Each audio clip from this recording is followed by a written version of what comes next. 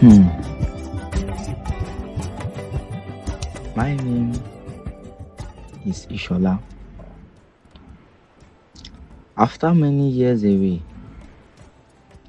I have finally returned to my father's village, the very place where my roots began. My father is a humble wood seller, a hardworking man, respected by many and his closest friend. He's a man called Akpata. Now that I am back in the village, I have made up my mind to stand beside my father and assist him in his daily work, hoping to learn the true value of hard work, honor, and family.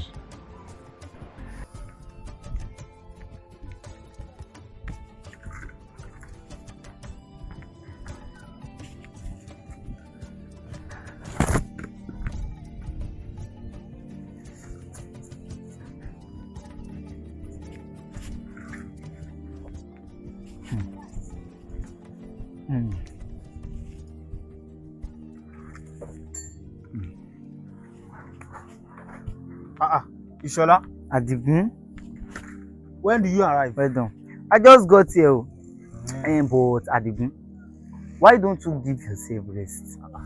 Ishola, if I did not work, how can I feed myself and my family? Well, you are right, you are right. If you don't mind, let me just assist you now, Abi. Are you for real? Let me help you. Kí la pe ara lọ́rẹ̀ẹ́ fún? Adigun. Ọ̀rẹ́ mi Àpáta. Ó ṣé gan, mo dúpẹ́ lọ́wọ́ ẹ o. Thank you so much. Tó bá kí n ṣe ìwọ. Ìwọ náà wo kan tó ṣẹlẹ̀ ní ọjọ́ sí ta lọ sí oko, ta lọ gé igi yìí. Tó fi wọ́n kọ́ lọ́wọ́ mi lọ́wọ́ ọjọ́ yẹn náà. Èmi ni mo ràn ẹ́ lọ́wọ́. Sórí gbogbo àwọn ẹgbàá yìí. Sórí gbogbo àwọn ẹgbàá yìí. Bẹ́ẹ̀ni. Àwọn ọ̀bọ tó ń fò ń bẹ̀ ọ́n lé ní márùn-ún. Àwọn ọmọ wa tó wà lé fẹ́ ṣẹ̀ṣẹ̀ àwọn ọmọ kéékèèké ayé sí. Àpáta. Kò síṣẹ́ tó fẹ́ ṣe. Àpáta. Bàbá mi. You are such a very good friend. You are a very good friend to me. I really appreciate you so much. Tó bá ṣe pé wọ́n mọ̀wé, wọ́n lọ kàwé. Èmi lè wà lábúlé bí tó jẹ́ kémi mọ gbogbo iṣẹ́ yìí ṣe. Ìwọ ló wá ràn mí lọ́wọ́ sí, ìwọ ló fi ìwé tiwọ́ ràn mí lọ́wọ́. Èmi dúpẹ́ lọ́wọ́ ẹ̀. At least àwọn ìwọ tí ó kàwé, ṣé gbogbo tó máa ń ṣe ìrísí, ṣé mi lẹ́mí ẹ̀ ni? Wọ́n náà máa ro yẹn náà. Wọ́n lọ ń ṣe ní pé àṣemáṣe nìyẹn. Ẹnìkan mọ̀wé, ẹnìkan ò ní mọ̀wé. Ìwọ mọ̀wé, ìwọ fi ìwé tiwọn ràn mí lọ́wọ́. Eléyìí tèmi náà mọ̀, òun lèmi náà fún ràn ẹ́ lọ́wọ́. Kí lájọ jọ́ rẹ̀ fún? I'm so grateful. See, you you are a very good friend.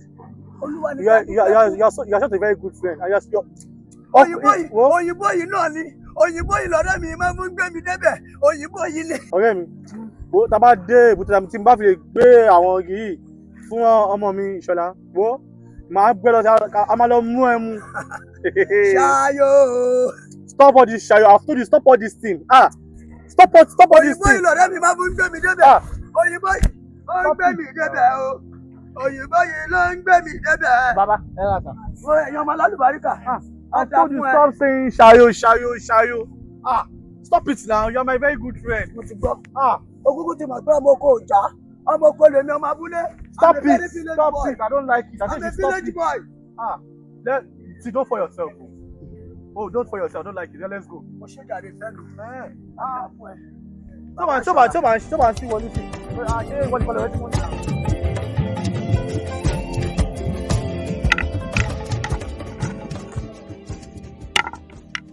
Adigun, I heard your father is sick. How is he feeling now? Yes, but it's getting better. Okay. That's good. I will also pay him a visit before leaving. Ọ̀rẹ́ mi. Kékeré òkè lákòókò ń fọ́. Ẹ kú jókòó. Kékeré òkè.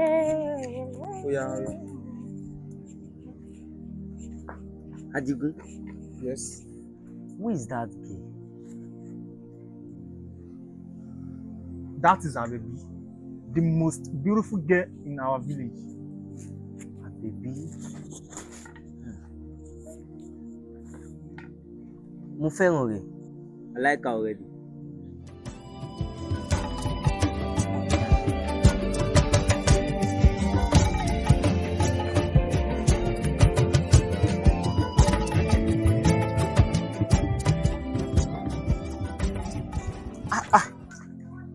Move back. Lówó orin. I promise you guys where we are going to enjoy yourself.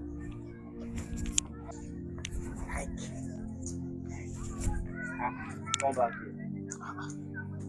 here. If you are poor in your family, don't you see the rich man? Ìtajẹ ni ò ní jẹ́ agbọ́n.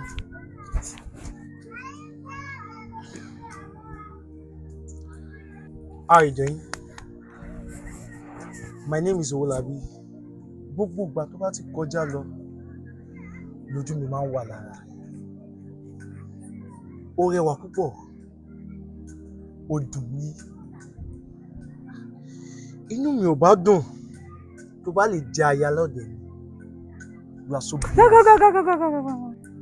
Bunch of idiots. Láì ní iṣẹ́ lápá.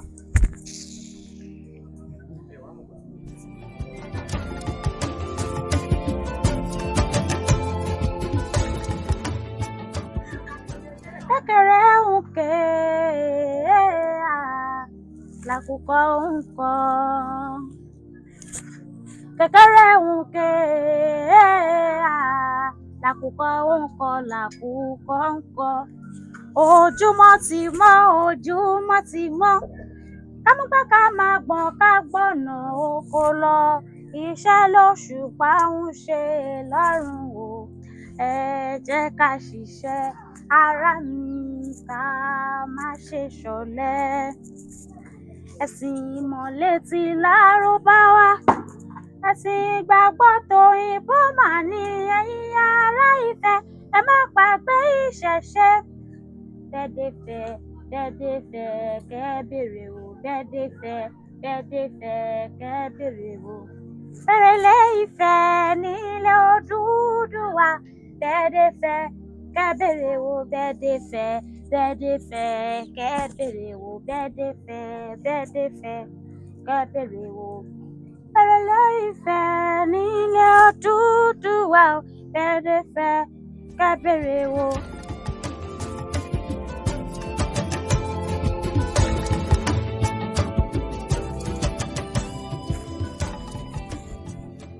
Adigun, Ìṣọ̀lá, ìyá yín lẹ́wà.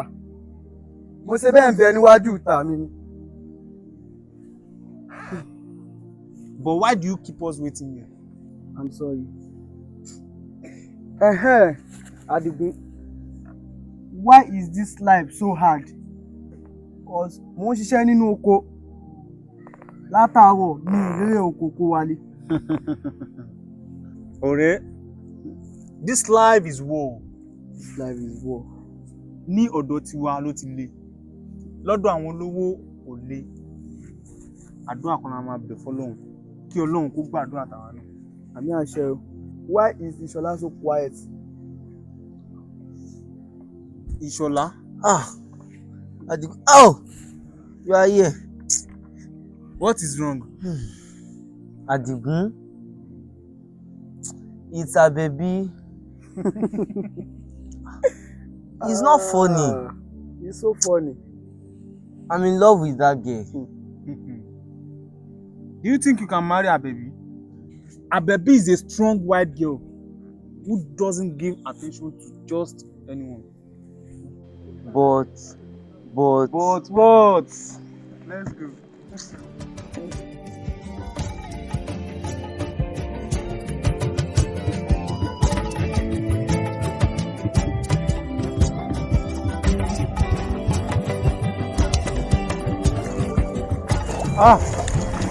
Thank God we arrived safely. Shola, take this firewood and give it to Abebi. Be fast. Hurry up now.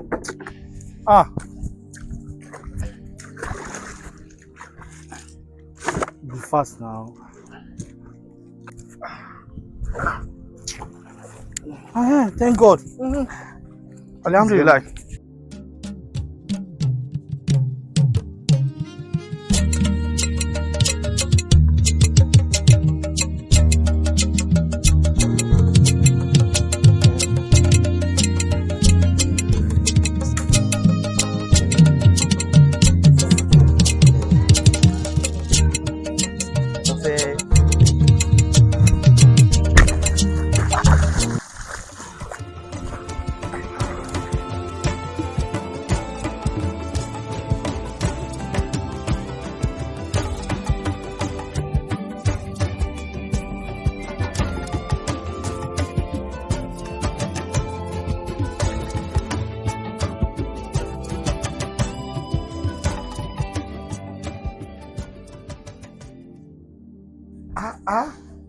Àbẹ̀bí arẹwà ọmọ tí gbogbo èèyàn ń wí pé bélé yóò jáyẹ ẹni a sì jálè ẹni. I bought all this for you. I know you will like it.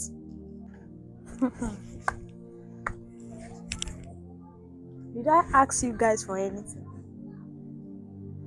Like, what is all this nonsense? Tó bá yá yín, ẹ máa kó ràkàtì àyín kúrò níbí báyìí.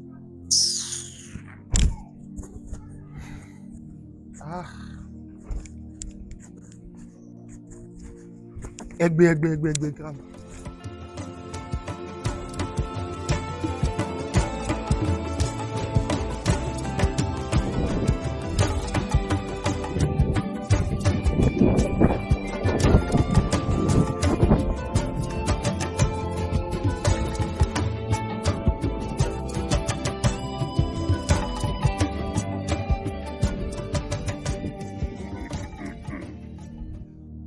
Ishola, Adigun. I understand how you feel. But why don't you tell her your feelings? Adigun. I'm afraid. A man must be brave. You can do it.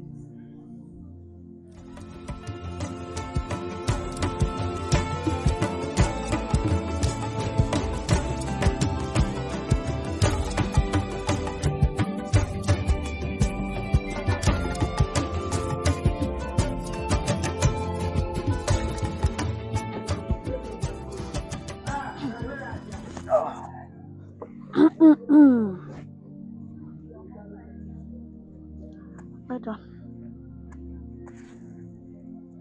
I've checked inside. I didn't see your father.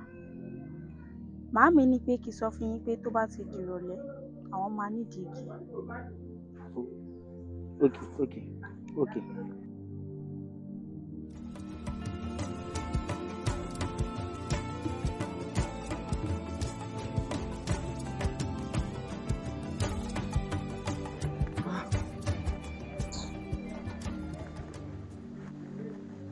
Ishola, are you not the one I'm calling? Yes, Father. Ishola, why can't you just be a man for once in your life? Look at her baby. She just came now and she left. You cannot even talk to her. You cannot approach her. What is your problem? Ọmọdé ò ṣe jọ mí. Ìgbà tí mo wà léwe bí ètí tí ẹ ó mọ àwọn ọmọ tí mo ní lọ́wọ́ ni. Ishola, be courageous of yourself. You are a man of yourself. Please. Jọ mí. Ẹ wo ẹfun ilé.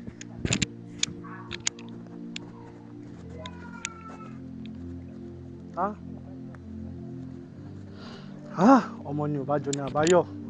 Èmi fún ara mi. Nígbà tèmi wà léwe.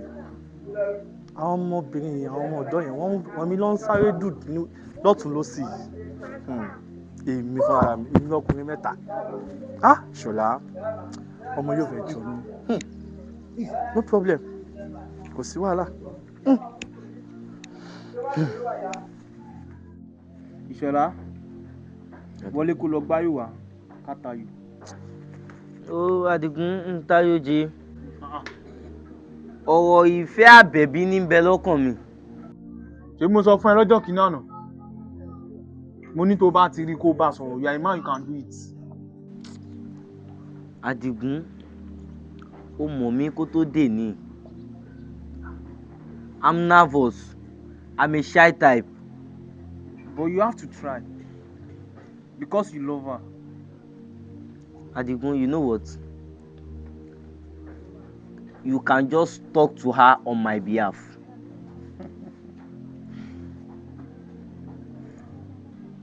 Ishola?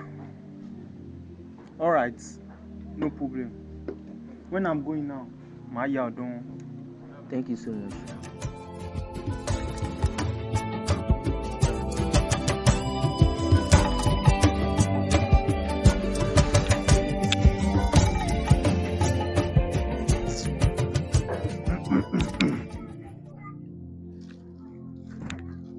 Baby?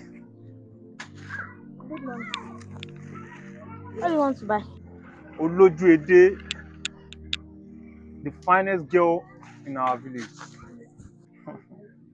Anyway, I don't have much to say. Baby, I like you. I love you. You are not even ashamed of yourself. Just take a good look at yourself. Owó tó ṣe rí. Ìwọ náà fẹ́ràn useless human being. Please go, it's too early for this. Please go, it's too early for all this nonsense.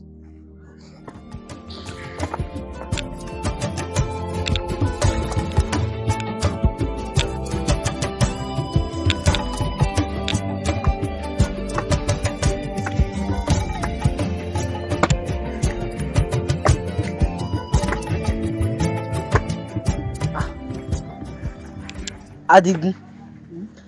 Yepa. Show me lára mi. Adigun. Adigun. Ishola? Bone. What's wrong? Kí ló ṣẹlẹ̀? Àbẹ̀bí ni o. Àbẹ̀bí? Kí ló ṣàbẹ̀bí? Àbẹ̀bí. Ó ti kàn mí lábùkù. Torí ẹ̀ mo fi yọjú sí ẹ mọ́. Àbẹ̀bí kan lábùkù.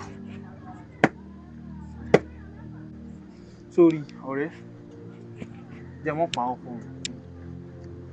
Àbẹ̀bí does not love you. Even she doesn't have any feelings for you.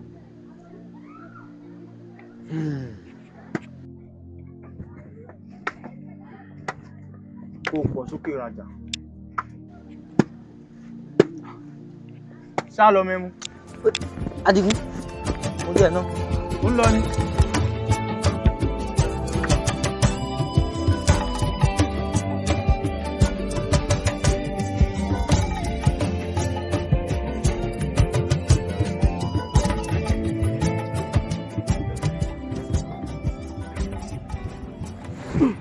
Yeah, baby. Hey, ẹ má dáwọ́ látẹ̀lẹ̀. Ẹ má dáwọ́ tẹ́lẹ̀. Afternoon, welcome.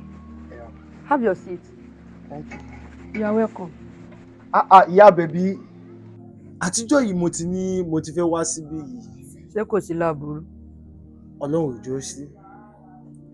Àmọ́ mo rí òdòdó kan lágbàlá yín tí mo fẹ́ ká. Òdòdó? Lágbàlá tèmi. A flower at my backyard. Ẹ ṣáà wò. Gbogbo ohun tá à ń sọ yìí náà ó dá lórí ọmọ yín ni Àbẹ̀bí. Àbẹ̀bí? Àbẹ̀bí tèmi. My daughter. Mo ń gbọ́. That is why I brought you some gifts and I know you are going to love it. A gift? Yeah. For me? Yeah. Ẹ̀bùn. Ọmọ yín Àbẹ̀bí òun ni mo fẹ́ kó máa ṣaya lọ́ọ̀dẹ̀ mi. Consider it done. Ọkọ oríire o. Ìyá wa ẹ ṣeun gan-an. Ṣé bọ́mọ mi ni? Ẹ ṣeun. Ẹ fọkàn balẹ̀. Ẹ fọkàn balẹ̀. Ó yá kò sí ní tó kù bá. Ẹ ṣáà ẹ filẹ̀. Ẹjọ́ gbowó lé fún yín. Ẹ má ṣe yọnu. Ẹjọ́ gbowó lé fún yín. Don't bother yourself. Thank you very much. Don't bother yourself. Thank you very much. I really God. appreciate it. Thank you. I'll be on my way now. You're welcome. Thank you. You're welcome. Ó dàbọ̀ sá o. Double. Ó dàbọ̀ o.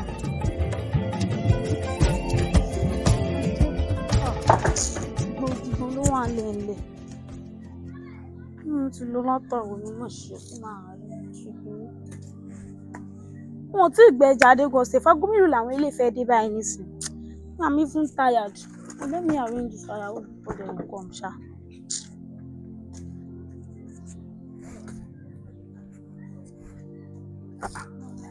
Ọkọ mi Àbẹ̀bí.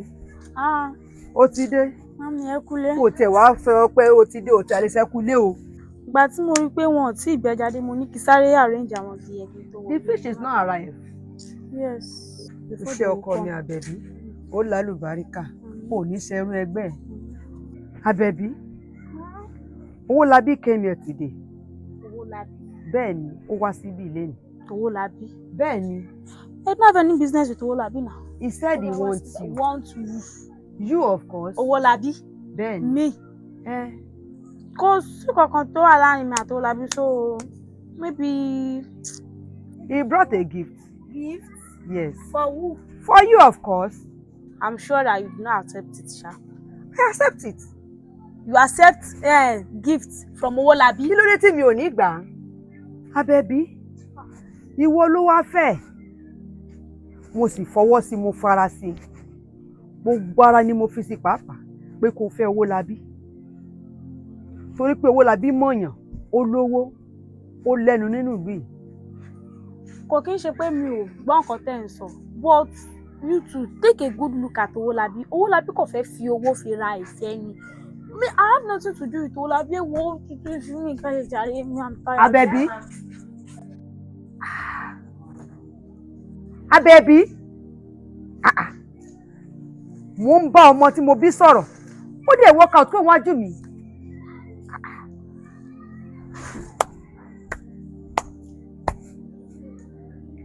Ọlọ́run ò ní jẹ́ kó pẹ́ kó tó yí ẹ. Ṣùgbọ́n o fẹ́ ọkọ ẹni tí wàá fẹ́ nìyẹn o. Ó ní wàá fẹ́ o. Àbẹ̀bí. It's been a while, so you hope you are good. Nothing much. It's just because I've been busy for a while. Oh, really? Yes. I miss your voice. Thank you. Can you sing for me? Sing. Yes. Orin ló pè báyìí. Yes, because I miss your voice. Mo máa ti kọrin tipẹ́. I only sing when I'm alone. And so, but you're not alone now. But I want to sing for you. Okay, which of the songs do you want? I don't mind anyone.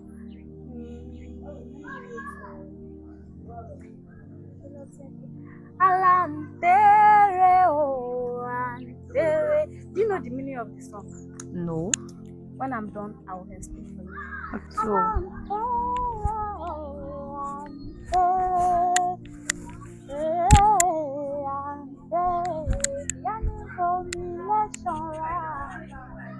Papa ní ròdò lọ́wọ́. Ewé mọ́tòdò mo bọ́ọ̀lù wẹ̀rí. Baby, can I have 2 seconds of your time? please don't stay long. I'll wait for you. Thank you.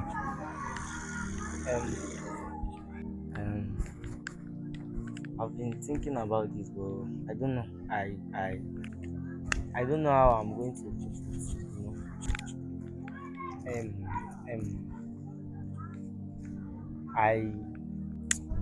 I love you.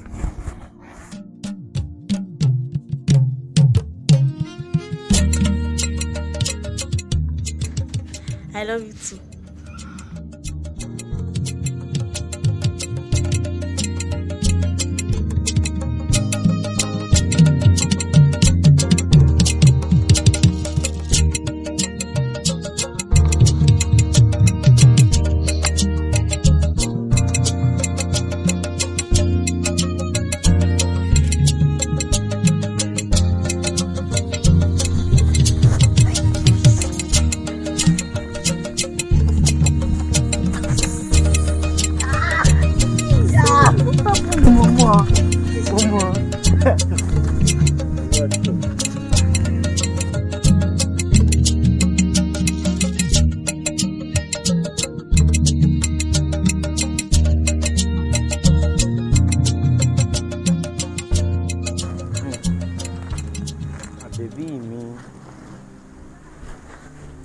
olólùfẹ́ mi,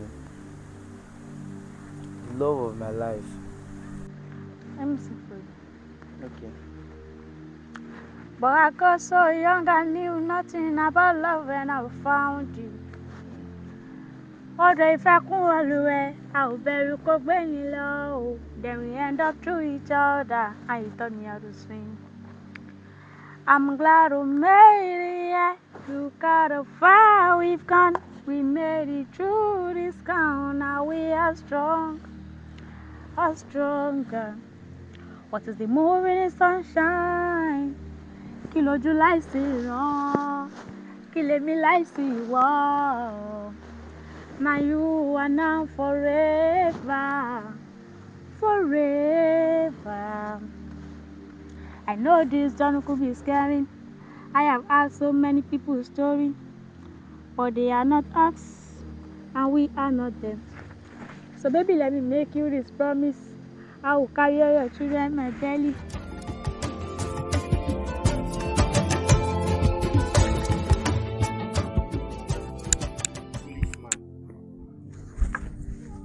Look at him.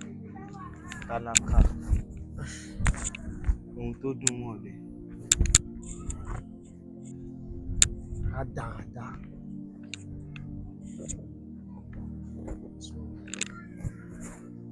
Leave Abebi for me. Àìjẹ́ bẹ́ẹ̀.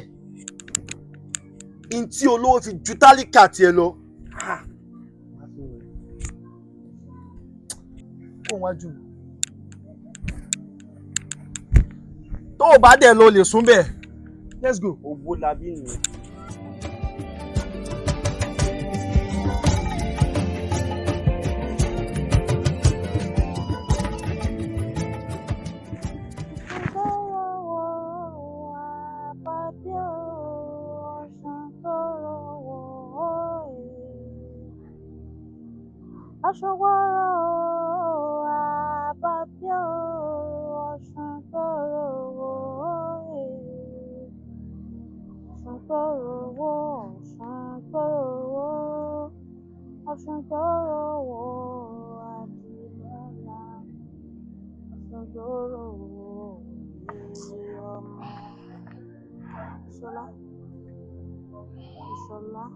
Baby.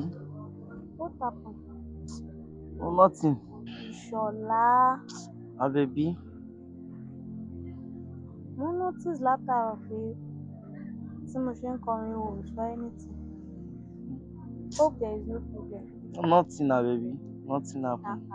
Nothing, I am moody like this. Baby. It's owó labí. Owó labí. Ó ní bí n bá dẹ̀yìn lẹ́yìn rẹ̀. Ó ẹ̀yin obìnrin sì ní. Oh, baby, I'm afraid.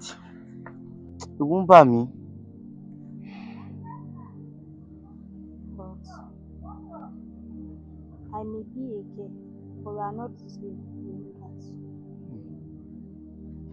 Fi owó labí sílẹ̀ ní tiẹ̀. Òun kàn fẹ́ máa fi ṣíbí bomi sókun. Ó wù kó ṣàṣedànù díẹ̀ ni. No matter what, I will never leave you for him. You promise? Sure, baby.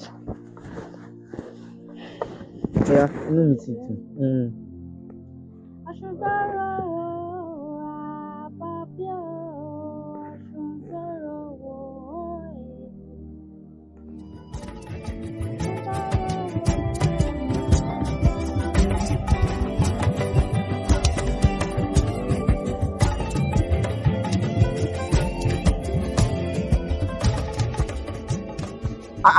Ìṣọ̀lá, bàárẹ̀ ńkọ́? Mo ti ń wá ẹ tipẹ́ sórí àgbọn ọdún yìí. Bàbá rẹ̀ lọ̀rọ̀ tí mo fẹ́ sọ yìí yé. Àgbọn ọdún tó kọjá kò gbó tó lè. Àwọn àgbọn wẹ́rẹ́wẹ́rẹ́ ní àrèrè ń bẹ̀. Sórí tọdún yìí, ó tóbi ó lóku. Mo dẹ̀ nígbàgbọ́ lórí ẹ̀ ń pé àwọn àgbọn gidi ní bá mi fi jíṣẹ́ fún bàbá ẹ̀. Tó bá ti gbedé ló máa yé. Ìṣọ̀lá gba àgbọn yìí bá ń gbé fún bàbá rẹ̀ o.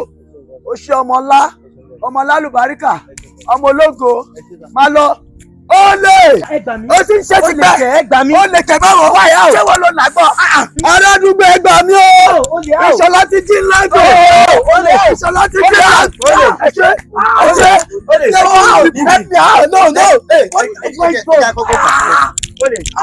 O ti ṣe ti pẹ́. Lẹ́ni, o máa dọ́dọ̀ agbófinró. Ọ̀dọ̀ agbófinró yìí, carry me. Carry me. Bàbá yìí lẹ gbé fún mi. Tani bàbá ẹ? Bàbá yìí lẹ gbé fún mi. Tani bàbá òsì? Ojú ìjọ ti pẹ́. Ẹ kọ́ wa lẹ́rù! Èmi bá mi! Èmi ló lọ wọlé! Ogun ẹ̀rọ!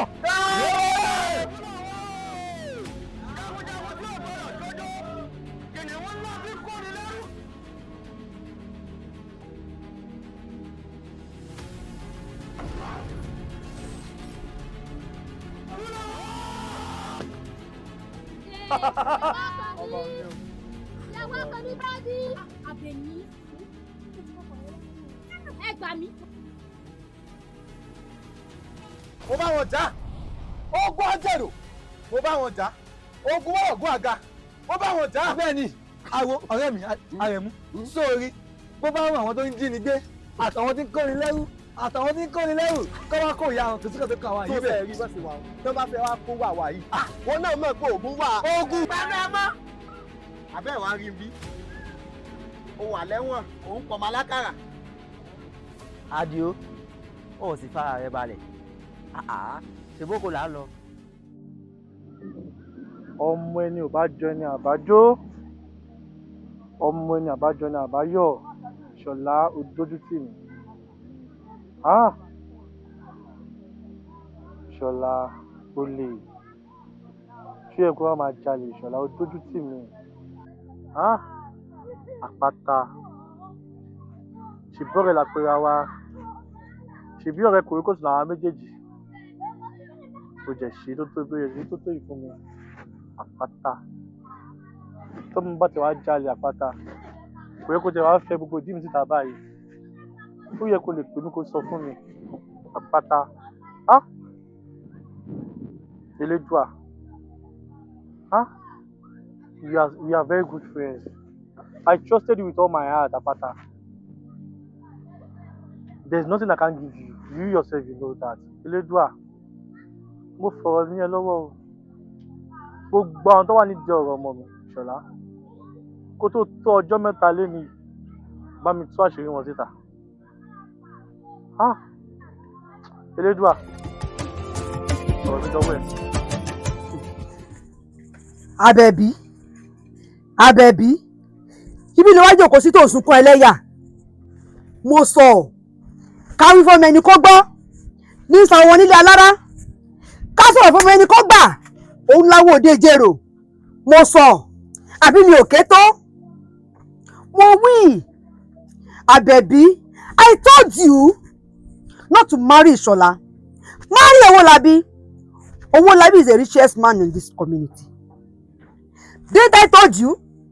Mo ní kò fẹ́ Owólabí, má fẹ́ Ṣọ̀lá, ọmọ aláìléèyàn, ọmọ aláìníran. Sótán, sótítán, olè ló fẹ́fẹ́. Kí wọ́n máa lọ ládùúgbò kọ́ lè rí ìyá ìyàwó olè nílọ yẹn. Èmi Àbẹ̀bí kò fẹ́ Owólabí, ọmọ alálùbáríkà, ọmọ olóríire, ọmọ tó léèyàn tó lára, oní bẹ́ẹ̀ kọ́. Sórí kó sunkún látọ̀ nídọ̀la òní kìsọ̀lá kò mí tó wà. Àmọ̀ràn tèmi ni fún ẹ pé kó ètè pa ọkàn ẹ pọ̀ kó lọ bówó labí o. Sórí mò ń jáde lọ báyìí. Tó bá wù ẹ́ kó jẹun, tó bá wù ẹ́ kó má jẹun. Èmi ń lọ tèmi nìyẹn. Alágẹmọ ti bímọ tiẹ̀ tán. Àìmọ́jó ó kù sọ́wọ́ ọmọ alágẹmọ. Tó lẹ́sẹ̀ kí n tó dé o, èmi ń jáde lọ kí n tó dé kó o ti tún gbogbo ilé yẹn ṣe fún mi. Ṣíyọ̀.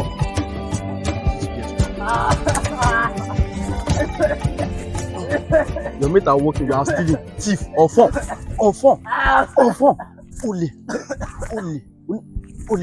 ó jalè. Your mate are working, you are stealing. You are olè. Olè.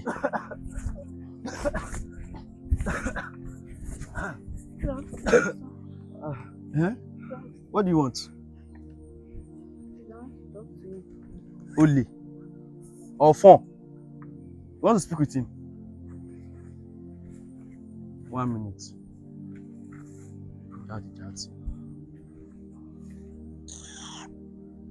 Olè náà níyàwó. Ìṣọ̀lá. Baby. What up? Baby. I know you know nothing about it. But what's up with Lozibana? Why do we stay? Baby. I know nothing about it. Akuba lele yono. Hello, time's up. Yaoli, time's up. Come and be going. I'll beat you. Come and be going. Get out of here. Baby. Please don't leave me.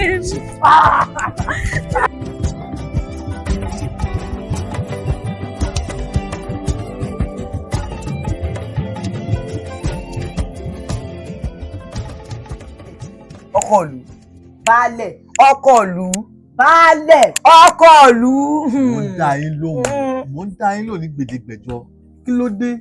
Kí lẹ fẹ́? Baálẹ̀. Ṣé ẹ mọ̀ pé tí ń finá sórí òrùlé sùn? Wọ́n ní bí iná bá ń jó lóko. Màjàlá ní délé sọ àbí ọ̀rẹ́ mi. Baálẹ̀, ẹ̀yin àgbàgbọ́ náà lè sọ wípé tí ẹlẹ́ṣẹ̀ bá ń jẹ̀yà, olódodo náà máa jẹ nínú rẹ̀. Owólabí ni o, ó ti ń tẹ̀lẹ̀ báṣubàṣu. Owólabí mú olódodo ó dẹ̀ ń fìyà jẹ. Ẹ̀yin ọ̀dọ́, ẹsẹ̀ mẹ́dọ̀. Gbogbo ohun tẹ́ ń sọ àtàmọ́mátàmọ́ yìí kò yé mi. Torí sàn láàrin, ajé ní mú ní pẹkọrọ. Ohun tó bá wà bẹ́ẹ̀ ni ẹ wí fún mi. Kí ni tó ń ṣẹlẹ̀ gangan? Ó ṣe ṣẹlẹ̀ rèé. Àpáta rèé, ẹni tí mo ní máa ṣiṣẹ́ èrè. Perfect. Àpáta. Ọkùnrin lẹ́ ń ké sí. Àpáta. Oh God. Bẹ́ẹ̀ ṣe ń pè mí lórí mi ń dìde bí gàrí lẹ́bù. Àpáta. Àgbáwo ń jẹ́. Inú mi dùn pé àwọn ọ̀rẹ́ mi pè ọ́, ó sì jẹ́ mi. Gbogbo ìgbà tí wọn náà bá fẹ́ ké pe Lédùà, Lédùà mọ̀ dẹ́ lóhùn. Kì í ṣe wá. Mo wá níṣẹ́ kékeré kan fún ọ ni. Ẹni èèyàn bá jù lọ, èèyàn máa ń fọ̀ jù lọ hàn ni. Bẹ́ẹ̀ni. Mo fẹ́ kó o bá mi dá sẹ̀ríà fúnyàn kan. Ẹni tí mo jù lọ ń gbogbo òpò. Kò sẹ́ni tí ò dá mi mọ̀ ládùúgbò yìí. Kódà tó fi dórí baálẹ̀ ìlú. Owólabí. Ó mọ̀ mí. Owólabí. Ẹni èèyàn bá sì jù lọ, èèyàn máa ń fà jùlọ ni. Bẹ́ẹ̀ni. Gbogbo ohun tí mo ní mo fẹ́ fi jù lọ. Ìṣọ̀lá ni. Ìṣọ̀lá. Ìṣọ̀lá ni. Ìṣọ̀lá ọmọ ọ̀rẹ́ mi. Bó ṣe rí gan nu. Ìgbéraga pọ̀ ju Ìṣọ̀lá lọ. Ìgbéraga pa Ìṣọ̀lá kù, bàbá Ìṣọ̀lá ní Ìṣọ̀lá jọ. Ọ̀rẹ́ mi ni bàbá Ìṣọ̀lá. Ó kó àgbọn lọ́dún tó kọjá. Àgbọn ń wẹ́rẹ́. Bàbá Ìṣọ̀lá ò gba owó àgbọn òun lọ́wọ́ mi. Gbọ́ngbà tó bàbá Ìṣọ̀lá wá rí pé àgbọn ọdún yìí tóbi. Bàbá Ìṣọ̀lá ní kémi ká àgbọn ọdún yìí kémi kó wá sílé ti tòun. Ìyẹn bàbá Ìṣọ̀lá. Ṣẹ́ni pé lójú kòkòrò ni àmàrópù Ìṣọ̀lá ni. Òun náà lójú kòkòrò. Ó lè ní. Ìṣọ̀lá lójú kòkòrò. Bàbá ẹ̀ ní longer throat. Ṣẹ́ni pé the same family ni wọ́n. Family ti tàwa. Àwa gan ọmọ ọlọ́pàá mọ́yàn. Bẹ́ẹ̀ ni, that is my family. Irọ́ làwọn máa ń pa mọ́yàn. Ṣẹ́ni Ìṣọ̀lá ti ṣẹ̀. A dẹ̀ máa parọ́ mọ́ ni. Owólabí. Bàbá mi mo mọ̀ pé tí bá ṣiṣẹ́ yìí mo mọ̀ pé ó máa bless mi gan. Púpọ̀. Mo mọ̀ ń gbé ṣọ́ọ̀rù mi máa di mẹ́fà. Wá wò ó, bó o bá ilé ṣiṣẹ́ yìí yege. Ẹ̀bùn ti ń bẹ́ńlẹ̀ fún ọ. Ń dàn lọ́la. Sáà ti ṣe tí mo ní o ṣe. Owólabí. O ṣeun. Ẹ̀yin ọ̀rẹ́ mi. Sórí fàájì tó ń ṣe yìí, fàájì kékeré. tó ṣe fàájì tó yó ọtí mẹ́mú àmúta sára. mo ti mọ gógóró tó wà òkè. fàájì kéékèèké lélẹ̀. gógóró ló sì wà bí tún ṣe fàájì. ẹ wo ojú ìtàn ti ń yí. tún ṣe fàájì. ṣẹ́rí Ìṣọ̀lá ó ti gbé. ẹ jẹ́ ká kúrò lórí ọ̀rọ̀ yẹn. ẹ jẹ́ à ṣe fàájì. ṣe fàájì lọ. àpáta ṣe fàájì lọ. bó ni ìwọ wọlé lọ gbé kíní wá fún yín fún wọn. torí rẹ ni la tètè wá bá yín kẹ bá wa mú Owólabí kó fi olódodo lẹ̀ kẹ mẹ́lẹ́ṣẹ̀. ẹ̀yin ọ̀dọ́ tọ́wọ́ bá rí báyìí ó ní ibi tá a gbé ká ń ṣiṣẹ́ lórí ẹ̀ èèyàn wa máa lọ. It's better to do something about it. Don't worry, I'll work on it. Bro. Owólabí nítorí pé Elédùmarè tí wàá dùn pé owó fún ọ ó wá ń tẹ̀lé bàṣàbàṣà ohun tó bá wùn ẹ́ ló lè ṣe olódodo gbọ́dọ̀ tẹ ayé. ìwọ léwu ẹ fi àjà àwọn ọlọ́mọ.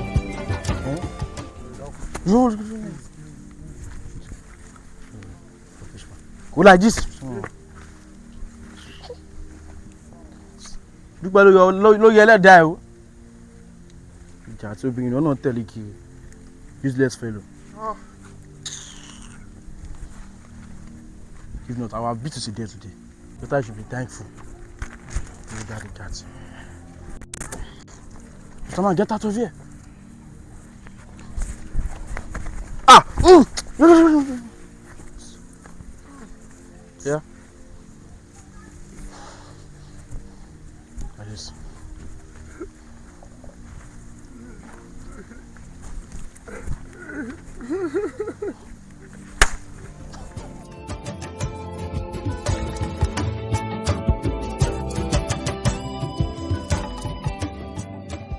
níbo wọ́n lábẹ̀rẹ̀ gbà lọ látàárọ̀ tó tún ya bòmí ìyàtọ̀ sóko tí mo ní kó lọ ni. Àbẹ̀bí, where have you been since? Ẹ rà mà. Ẹ kú ní mà. Ìṣọ̀lá mi. Ẹ rà mà. Káàbọ̀. Yes ma. Ẹ kú àtàrà ẹ kú ọjọ́ mẹ́ta. Yes ma. Ìṣọ̀lá. Yes ma. Jọ̀ọ́ torí Ọlọ́run ọkọ mi, má bínú sí mi. Please, I'm very sorry. I'm sorry for what happened.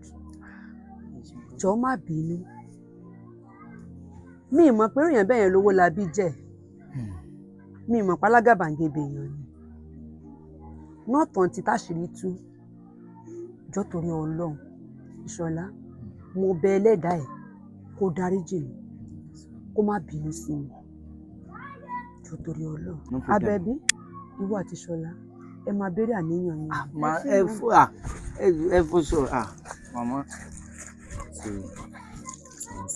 láti mo wá ń bọ̀ láti odò mo ti rí ẹja ńlá nìyẹn ẹja ńlá yẹn bá lanu bá ṣe fẹ́ gbé mi. Ẹ jẹ́ kí n fi ilẹ̀ kẹ́ ẹ lè ríbi yìí. ẹ ṣe mà n bá pariwo Àbẹ̀bí o ẹja òun sì pa mi dé. Ṣé wọn a mọ̀ parọ́ fún ọ ni. ẹja. Ọ̀dà ọ̀yà kọrin fún mi. Orin tó mọ́ ọkọ náà ni.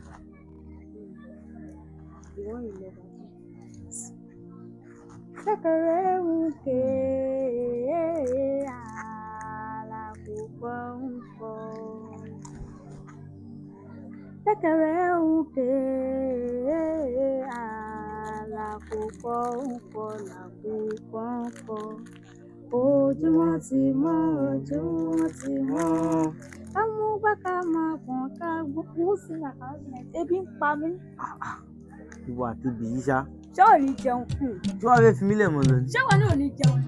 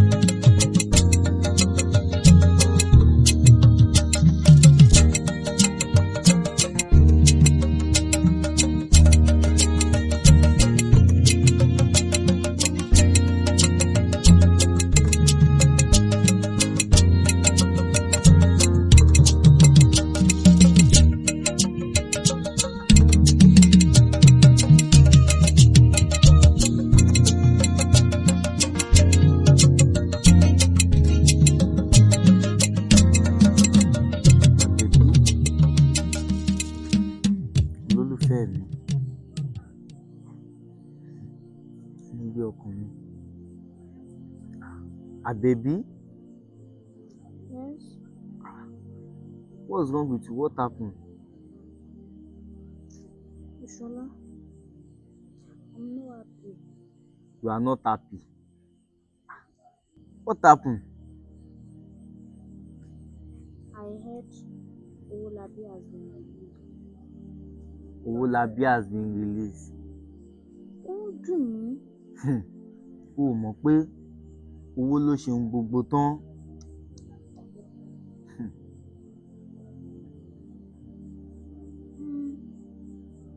Àwa náà ò tálákà.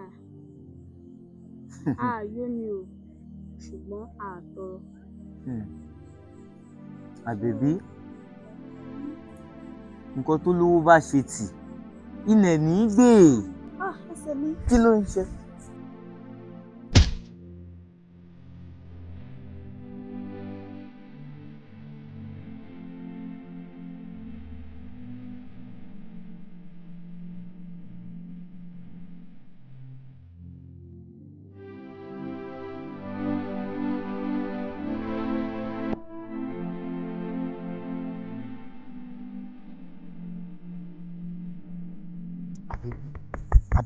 Àbẹ̀bí, wòmí, Ìṣọ̀lá, Àbẹ̀bí, inú Ìṣọ̀lá, Àbẹ̀bí. Àbẹ̀bí.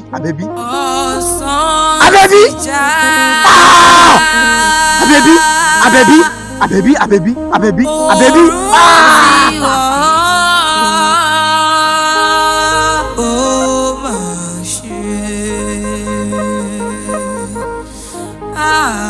Ikú ti dúró. Àdàbà ti fò. Ọ̀sán já òru ti wọ̀. Ó dìgbò ṣe.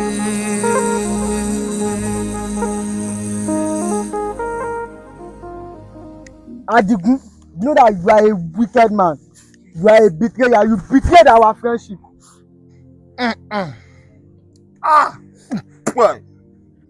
Adigun, so this is the kind of person you are. Whoever kills someone shall be killed. Yes, so. You have nowhere to go. Kò sí nǹkankan, kò sí n tó fẹ́ sọ, a máa pa ni. Please. Before you killed me, please, I have something to say. What do you want to say? What do you want to say? Oh, ní nǹkankan fẹ́ sọ. Owolabi. Kí ló fẹ́ sọ? Ẹ jẹ́ kó sọ, you have something to let him say something now. Ẹ jẹ́ kó sọ̀rọ̀ now. Oh, Adigun, tí mo mọ̀. Kò ní n tó fẹ́ sọ. He said he wants to say something. Let him talk. Okay. Just listen. Owolabi. Owolabi sent me. Owolabi what? Owolabi, let him talk now. What is your problem? Okay. What is your problem now? Okay. Talk.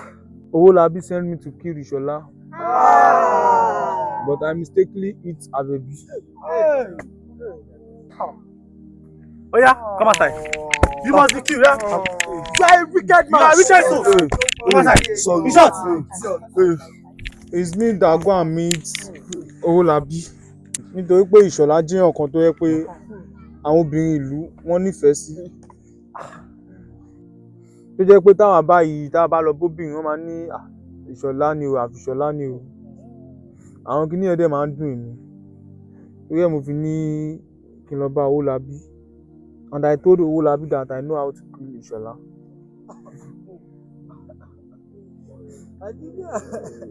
Ìṣọ̀lá, please, you forgive me, please. Owolabi, you be killed. So you are a bad friend and I don't know. Oh, sorry. Please. You know I'm the one buying clothes for you.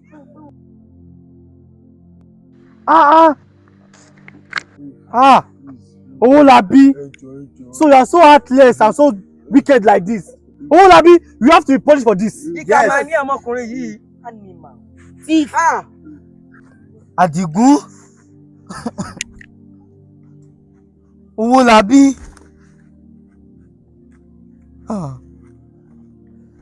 Adigun. What have I done wrong? Owó labí. Ṣé mi wá lelédùà tó dá gbogbo wa? Ah! You killed my one and only, the love of my life, baby.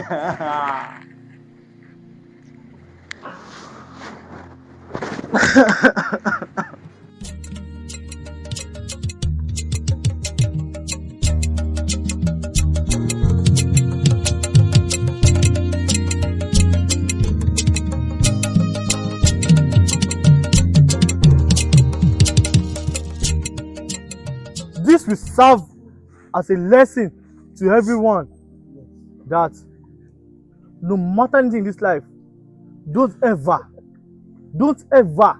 trust or believe anyone in this life again, because inú jìn, ẹ jọ̀ọ́, ẹ má trust anybody. Don't ever trust or believe anyone in this life. This is a lesson to every one of you. Olabi, you are a wicked soul. You must only be punished for this. In short, you must be killed for this.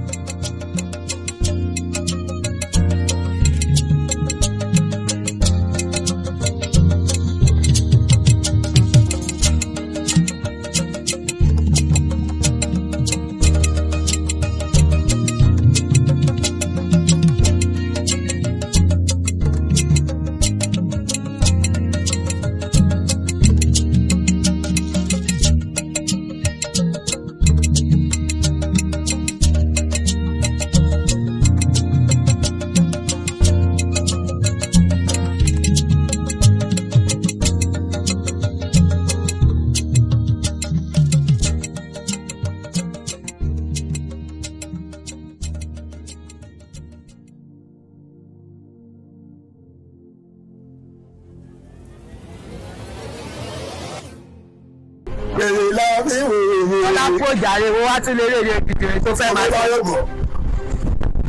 Ayọ̀bọ̀yá. Wọ́n máa jẹun tí mò ń rò. Kọ́lá. Bọ́lá. Tí bá dé Ayọ̀bọ̀, máa gbàgbé lọ sí. Jẹ́ àwọn ilé ni má lọ bí kankan. Iná ọmọ mi jẹ́ ilé ìta. Ẹ gbà mí o! Ẹ gbà mí o! Èmi àti ọdún yìí ọ̀làdà. Ìgbà ìgbà.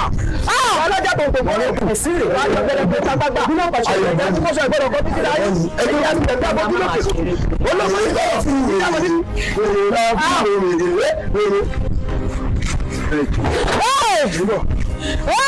mi. Inú ọmọ jó mi, gbogbo àbí a máa yẹ ẹgbà mi. Kọ́lá! Ọmọ yẹ ẹgbà mi, ẹ sí o. Máa ń ní ẹwà làwọn tó máa ń jalè. Kí ni ìyá yín ní kẹ́ lọ gbé lọ́jọ́ sí? Bí ẹ ti ń ṣẹlẹ̀ òtí tọ̀.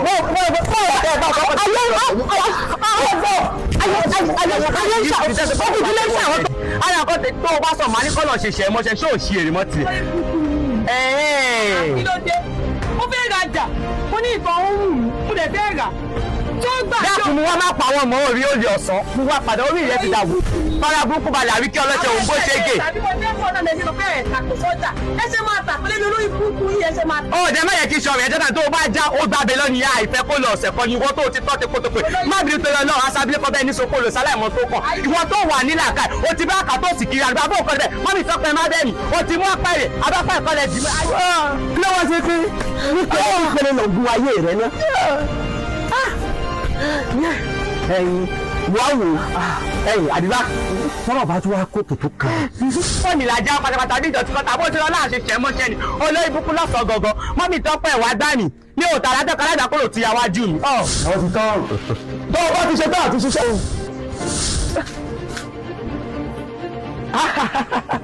Bàbá ẹ̀fọ́ ẹ̀fí àmàlù ẹ̀dẹ́gbẹ́ níyàwó rẹ̀ ẹ̀dẹ́gbẹ́ jẹ́ pàdé ní ilé ìyá alágbàpọ̀. Èmi ni báwo ló bọ̀ máa fọ̀tọ̀ yọ ìbọn olùsọ̀ máa fi gbọ̀gbọ̀ tilẹ̀. Wọ́n ní nínú kọ́rọ̀ mo fàkọ̀yọ ọmọ òkìtì òfẹ́. Kẹ̀kẹ́ lè rówó fún wọn tẹ́lẹ̀ ẹni tó jẹ́ kí ìyá ti bá yín nílẹ̀ tó ẹ̀gá ṣe. Fọ́ọ̀mù náà mọ̀ tẹ̀ ọmọ tẹ̀ fọ́ọ̀mù ti bẹ̀rẹ̀ àbí. Àbẹ́ ìyá náà yà rẹ̀ lọ bẹ̀rẹ̀. Ẹ ní kí á gbádùn. Ó lè gbádùn táǹtù lẹ́rọ. Kí ni ṣe bàbá yìí gan? Irú ọ̀rẹ́ mi ẹ̀dẹ̀ wò lọ́ba. Ìkọ́ ìṣẹ̀lẹ̀ nílé yìí o. sọ ma pé tí máa sọ fún ọmọ tí máa sọ fún fọ́ọ̀mù wèrè lọ́mọ tẹ̀ ó ní gbà ṣe kan àdẹ̀júmọ́ nù lẹ́ni mo ti mọ̀ pé ó ti sọ ẹ̀rẹ́ mi ó ti sọ ẹ má tú ẹ̀rẹ́ mi ó sọ fún òfò lórí ẹ̀kọ́ ṣe.